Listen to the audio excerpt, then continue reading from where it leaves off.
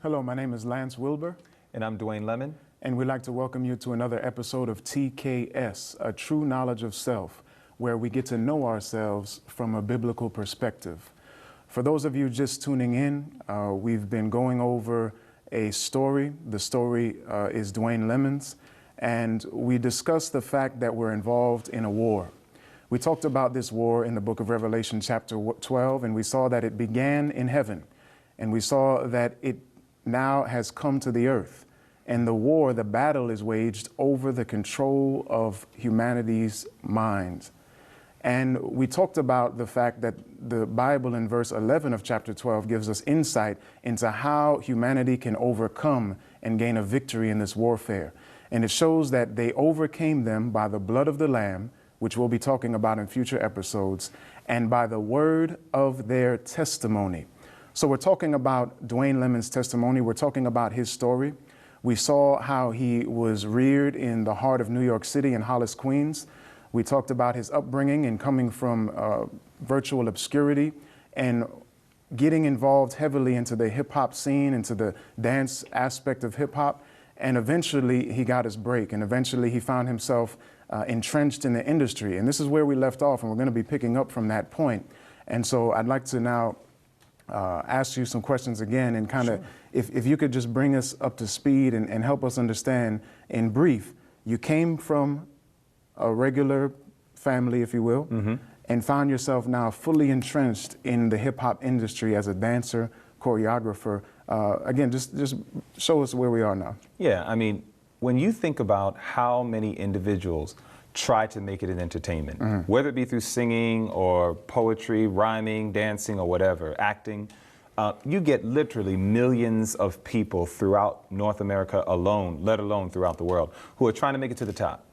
So imagine you got this young black child growing up in Hollis, Queens, New York, listening to hip hop like anybody else, going to the clubs, going to the parties, but now here it is that I was able to actually work with the people that one day I used to watch on television and was entertained by them. Now I'm on television and I'm entertaining people. It felt like I arrived. That's the best way that I can explain it. I'm making more money than I could have ever imagined. I'm also on television. I have people adoring me and admiring me, and I can get any girlfriend I want or anything. So, I mean, I had my own choices now. A lot of people wanted to be my friend and to hang out with me. So at this stage in my life, I felt practically like what some would call even a God on earth, because, you know, when you think of God, you think of one who gets adoration, someone who gets worship, someone who people are willing to sacrifice so that they can pay homage to this person and receive his blessings. This is how people were treating me. And this is how people are treated in the entertainment industry. They're treated as gods. They're treated as individuals that are superior to natural humanity. So now I'm in that mix. So you can imagine my head is full of self at this point. I'm thinking I am all that and then some. Right. I'm thinking I arrived. So this is something you were looking for as a young man, in high school even, getting it at a local level, and then now going up to an international level. You're on tours now. Yep. So who are some of the people that you're working with at this point? Well, at that point, again, I was working with people like Queen Latifah.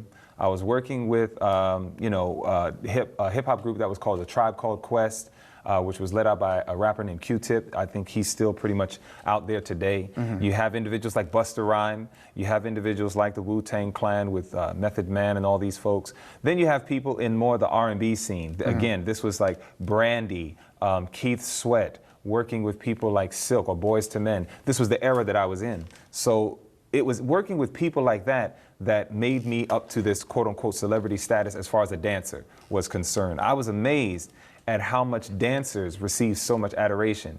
And again, because I moved from being just a dancer, performer, to now a choreographer. So now I'm not only performing the steps, but I'm creating the steps. So there's a major notoriety that comes with that, to the point that now, not only the common people that you meet on a day-to-day basis in the world, they were adoring you, but even people very much in the industry, because now they're looking at you as an innovative person, a creator. Right, so now artists are looking to you because you can make them look better. Exactly, exactly. So now I became an asset to them. How much, for example, from a regular, base level dancer to a choreographer, what's the money difference? I mean, how much? Base level dancer can do a music video, maybe make anywhere from $200 to $300. If you are fortunate, you can probably make about $500 or $600, depending on the artist many a times, because some artists have bigger budgets than others. And again, this is numbers from that time. Yeah, numbers from that time. Yep. So you're talking again around early 90s. These were the kind of dollar figures that was real to a dancer.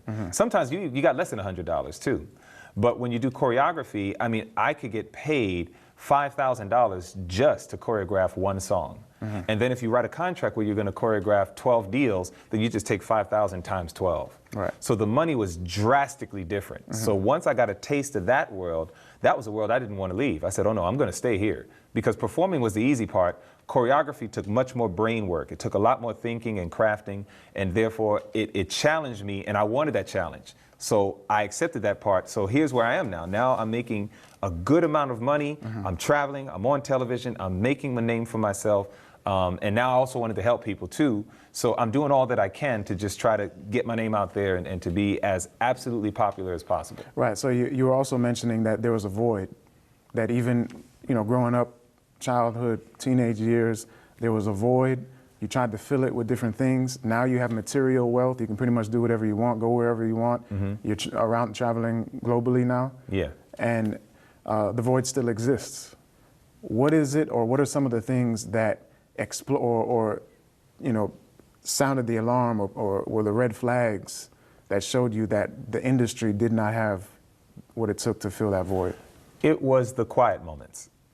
That's why you'll find in the world generally, and especially in the hip hop and R&B culture and industry, there's always activity. You're always doing something. You got to keep yourself engaged. You got to keep yourself moving on to the next project, next program, next place, or what have you.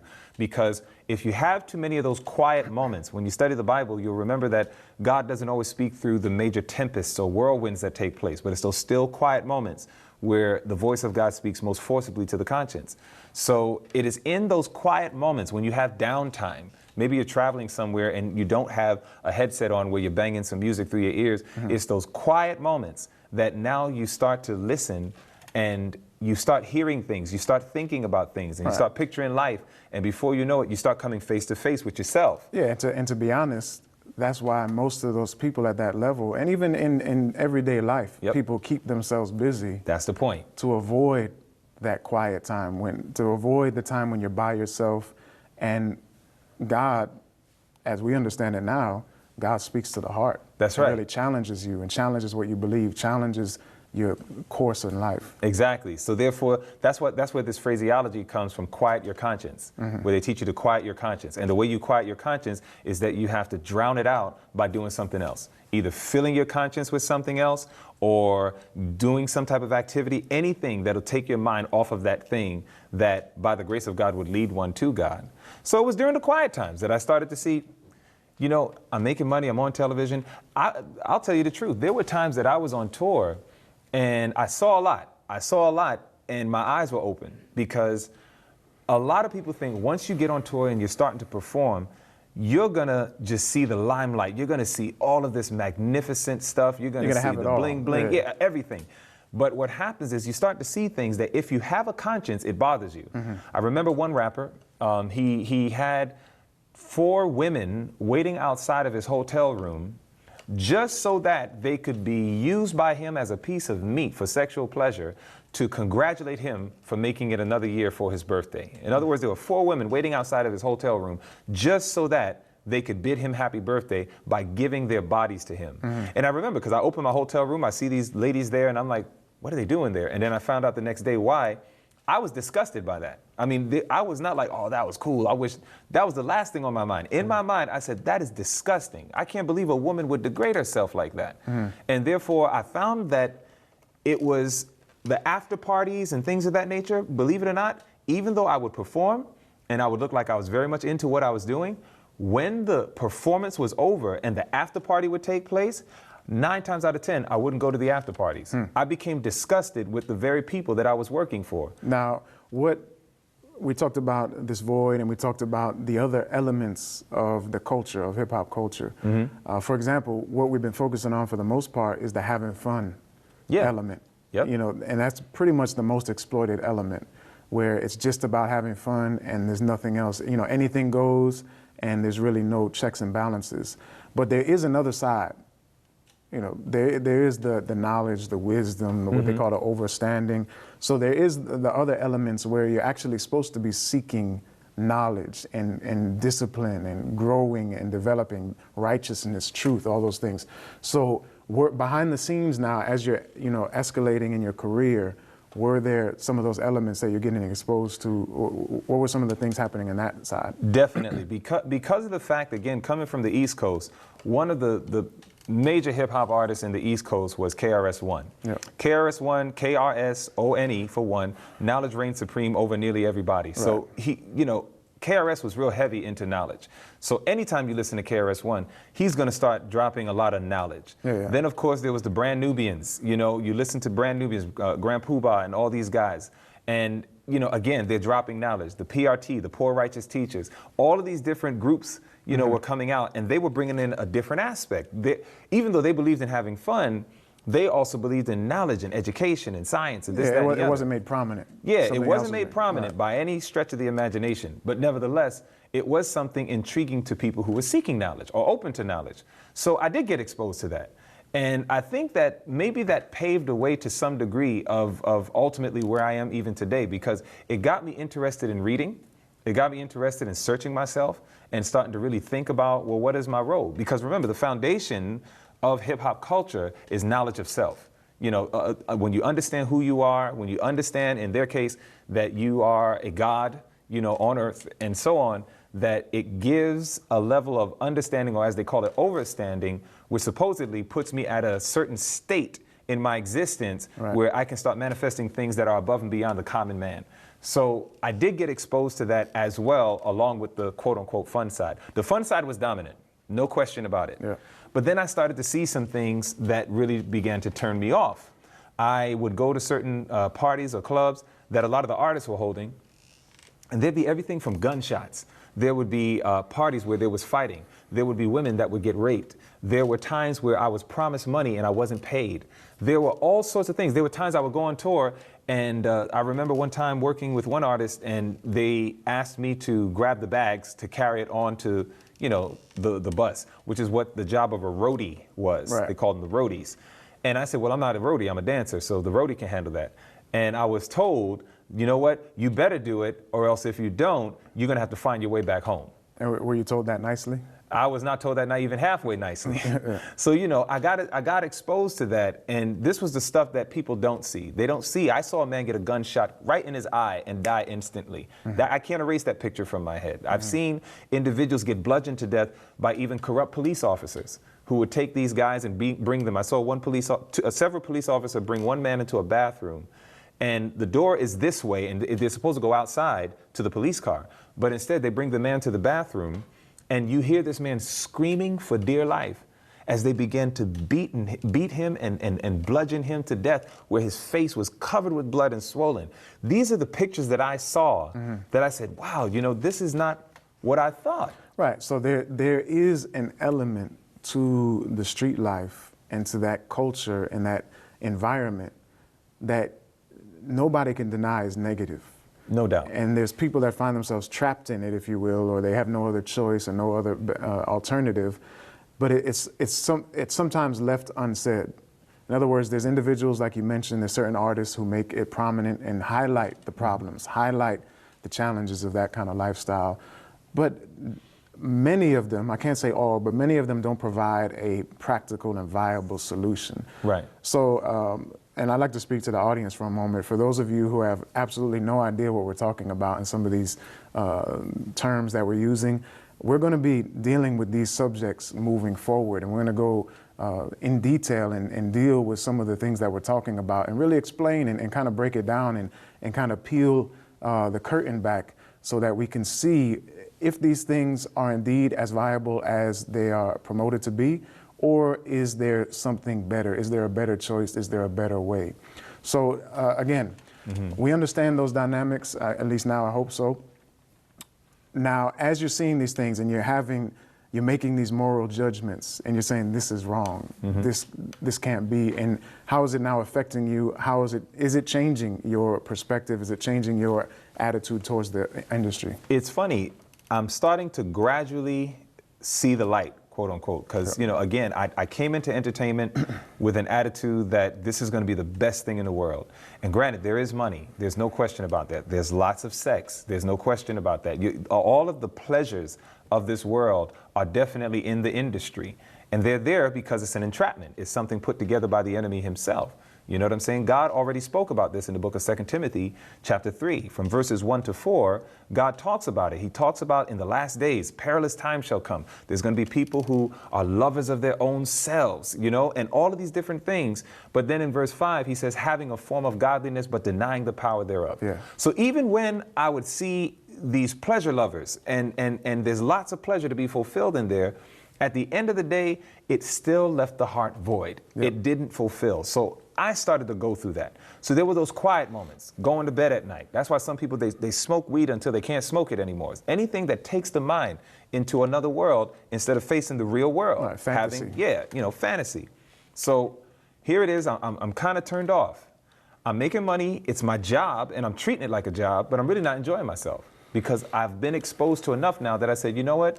This culture is presenting something that is not true. It's not very real. It appears real. People call it real, but it's not. That's why God gave us the inspiration for this, because the foundation, again, of hip hop and R&B culture is knowledge of self, but God's word gives us a true knowledge of self. And the true knowledge of self is where you're going to end up finding that peace. And we're going to build on that. But I was looking for something better than what they had. A friend of mine, TJ, his stage name was Psycho. And TJ was an amazing dancer. But what happened was we went on tour with Latifah, and then we came back for a break. We were supposed to go back on tour. Well, TJ calls me up, and I knew that he was a church-going guy. So he calls me up and he says, hey, man, listen, I can't go back on tour. I said, why not? He said, because Christ and the world cannot mix. Now, when he said that to me, that sounded like Greek. I was like, what are you talking about, Christ and the world? I don't even understand that. But he said, Dwayne, you're going to understand sooner or later that if you're going to give your life to Jesus, you got to be with him. And if you're going to be in the world, then be of the world, but you can't ride the fence. And to me, it didn't make sense at all. But it was a seed that was planted. It was like Isaiah 55 and verse 11, where the Bible says, so shall my word be that goeth forth out of my mouth. It will not return unto me void, but it shall accomplish that which I please in that thing whereto I sent it. It was accomplishing what God wanted to do in my mind, but at the beginning of it, I couldn't understand it. So therefore, it was through him making this stand for Jesus and trying, of course, to get me to follow Jesus, that I was like, no, I'm not really interested in that right now. I want to make money. I want to get big. It planted a seed. But it definitely planted a seed, no question. So it was through that something major happened in my life, which actually caused a paradigm shift. And I believe this paradigm shift is the same paradigm shift that a lot of people have gone through. Unfortunately, some may need to go through. I don't want people to go through this, but sometimes we need things to wake us up. My nephew, Charlie, who was just about a year or two younger than me through my sister, Laverne, he really wanted to make money like his uncle. He's in Brownsville, Brooklyn, New York. They're not making a lot of money. Brownsville was codenamed Murderville. So he's in an area that's really, really bad. And he decided to sell drugs. And the night he sold drugs was the night he was killed. And he was gunned down by people who professed to be his friends. And when I went to his funeral, and I'm looking at this closed casket because his head was so wounded badly that they couldn't even have an open casket. And I'm looking at this casket and my nephew's in there. And as I'm looking at this casket, I'm mad because I'm like, if you wanted money, I would have gave you money. You know, a lot of things going through my mind. But when that casket started to go down into the ground, and I felt like for the first time he was being pulled out of my life, it was at that moment that I started to cry and I really felt like he's gone, you know? And then I went to the limousine. And when I went into the limousine, this is the first time, it was like all the voices in the limousine were drowned out. And I heard a voice as clear as day, and that voice was saying, will you accept me now? Will you accept me now? And it was from hearing that voice that even though I'm completely ignorant of the Bible, I remember the few little stories that I've heard about how God could speak to someone. And in my mind, I said, this has got to be God talking to me. So therefore, I said in that limousine, yes, Lord, I will accept you in my life. And it was from that point that I began this journey now of trying to understand what does it mean to be a Christian. So you start going to church? Are you hooking up with your boy? Yeah, I TJ? mean, I called TJ up. I said, all right, talk to me. What do I got to do? And he said, well, you need to go to church. All right. And I said, all right. And he was going to the Pentecostal church, so I went there with him. So you started attending church and, taking that path, still in the industry. Yep. So how did you make the transition out? How did that continue to escalate, the moral depravity of the industry? What was the final straw there? The moral depravity of the industry is a constant climb higher and higher, okay? So definitely, you see the moral depravity big time. It just gets worse and worse and worse. But as I started to read the Bible a little bit more and everything, things started opening up to me. Now, I got to be honest with you, man. I went to the Pentecostal church. Now, when I see a bunch of people that are running around and speaking in languages that I know I don't understand, and I'm trying to figure out why are they doing this, what's going on here, and it doesn't make sense to me. So as a result of that, I left. I got turned off. I'm gonna be honest with you, because I started feeling like these people are faking it. I didn't even think it was genuine. Right. So therefore, I left that church, and then I went to the Catholic church, and then I'm trying to go ahead and see what's happening there. It was communion. I took a little of the grape juice, so I thought, but it was alcohol. And I was familiar with alcohol because that's my old world. But nevertheless, I'm like, a church that serves alcohol? So things weren't making sense. Yeah. Slowly but surely, I'm getting exposed to Christianity on a deeper level than I've ever been before. But at the same time, I'm getting turned off with Christianity now because I'm like, this doesn't make any sense. And in hip hop, because of the building of the knowledge of self principles, my brother was part of a group called Nuwaubians. And the Nuwaubians, we'll probably build on that in another episode, but they're basically like the 5%ers, the old 5%ers, and what they would instill in my mind is that Christians are people who just don't really understand what they believe. The Bible is a white man's book, and they would just go down the list of all these reasons why I should not be a Christian. Yeah. Going to these churches, seeing the confusion and all these other things reinforced what I was hearing from hip hop, from that exposure that I had. So I got to a point that I was like, look, I'm really getting turned off with this. I'm turned off with hip hop, but quite honestly, I was even more turned off with the pictures of Christianity that I was seeing. Right. Hip hop to me was more genuine. They're like, look, this is who we are and this is what we're about. Right, and their lifestyles were consistent. Right. Where Christians were people who were going around like, this is what we believe, but it was total hypocrisy. Right. But I knew that there had to be something right about the Bible. There had to be something right about Christianity, but I think I was getting some foul pictures. Right. So you're being exposed, you're chasing knowledge of self, if you will.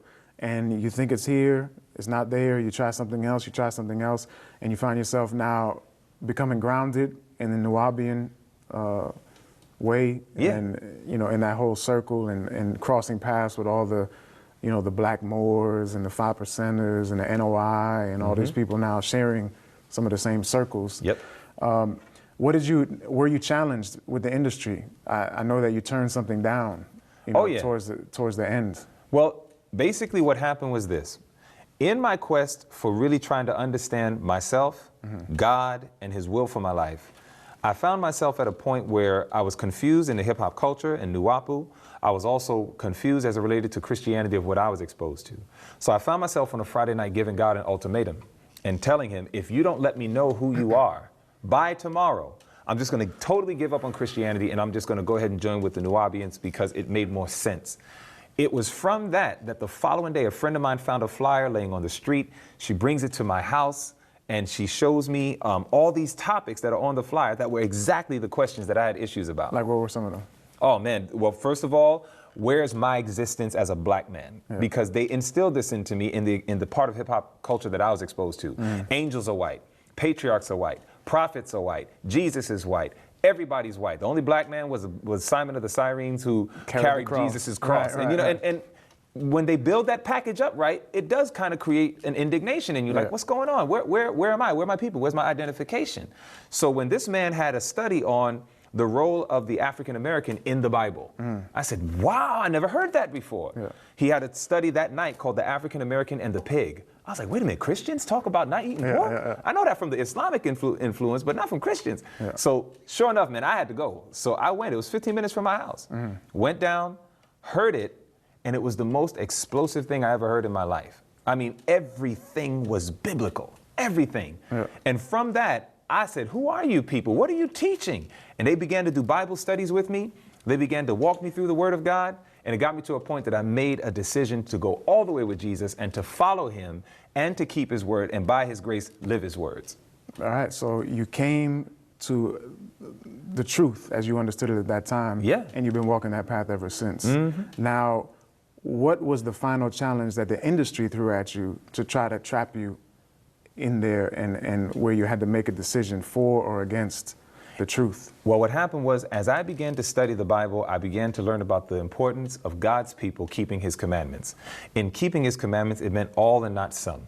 So therefore, when I look at James chapter 2 and it says that if I break one, I'm guilty of breaking all, I said, all right, well, obviously I want to honor God and keep all of his commandments, which of course includes the fourth commandment, which includes the seventh day Sabbath. So when I began to understand that, I started telling everybody in the industry, I said, look, I can't work on Sabbaths. And they said, Saturdays are our biggest days. Right. Friday nights and Saturdays. That's our biggest selling days, bigger tickets. So it got to a point that in the beginning, because of the money pull, I found myself selling out on the Lord. Yep. And I began to do my own thing. But then over time, the conviction started to dwell so heavily that I remember one time I was with Heavy D. We went on tour and I was dancing anyhow, even though I knew it was wrong. And I was dancing on the Sabbath, you know? And as I began to understand that, it got to a point in my experience that God spoke to my heart and he said, son, if you continue doing this, you will never come back to me. It was kind of like God was saying, and I love the words that God used. It wasn't, if you keep doing this, I'll cut you off. God says, if you keep doing this, you won't come back to me. Right. Because you'll get so entrenched in it. I had to make a decision beyond my feelings. And therefore, I went and I called them up and I said, that's it. And it was over with the entertainment industry. It got to a point that I realized that the entertainment industry and God's commandments are at variance one with another. And in any Christian, any person who claims to love Jesus and wants to follow God's word, Jesus' words says, here's the proof. If you love me, keep my commandments. John 14:15. So it got to a point that I had to realize if I love God, I need to do what he says, even though it's not what my heart wants. That's an absolutely amazing story, and you were able to overcome, and you moved from that lifestyle into a lifestyle with Christ. Unfortunately, we're out of time, and we're going to continue. We're going to talk about a little bit about my story, my testimony. So we want to encourage you to come back again, visit us again, invite a friend, and we want to remind you again in Proverbs 2:6, it says, the Lord giveth wisdom, and out of his mouth comes knowledge and understanding.